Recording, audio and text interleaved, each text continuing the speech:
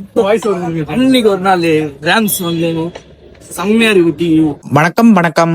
Day 15 of bulking. இன்னைக்கு நமக்கு ஒரு ரெஸ்ட் டேல ரெஸ்ட் தான் முக்கியம். அதனால லேட்டா 11 மணிக்கா தான் ஏஞ்சதும் நம்ம என்ன வேலை பண்ணுவோம், பிரேக்ஃபாஸ்ட் தான் செய்யணும். பிரேக்ஃபாஸ்ட் ரெடி பண்ண ஸ்டார்ட் பண்ணிட்டேன். ஒரு சைடுல ஸ்வீட் பொட்டேட்டோ, இன்னொரு சைடுல எக், ரெண்டே ரெடி பண்ணி சாப்பிட்டேன். சாப்பிட்டு முடிச்சிட்டு இன்னும் சாப்பிடறதுக்கு தேவையான பொருட்கள் கொஞ்சம் வாங்க வேண்டியது இருந்துச்சு. அந்த பொருட்களையும் வாங்கிட்டு அப்படியே அது கூடயும் சிக்கனையும் வாங்கிட்டு வந்துட்டேன். புதுசா பாக்குற எல்லாரும் என்ன பண்ணணும், ஃபாலோ பண்ணணும். ஒரு ஃபாலோவா தட்டி விடுங்க.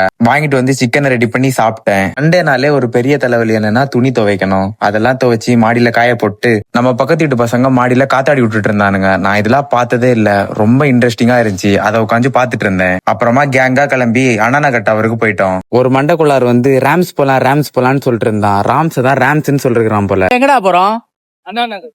ஏதோ கடைக்கு போறேன்னு சொன்னி ஏதோ அப்படியே தம்பி சொன்ன ராம்ஸ்க்கு போய் டீயை குடிச்சிட்டு அண்ணாநகர் டவர் போய் சும்மா ஃபன் பண்ணிட்டு வீட்டுக்கு போய் ஃபைனல் மீல சாப்பிட்டு நாளை முடிச்சுக்கிட்டேன். பாய்.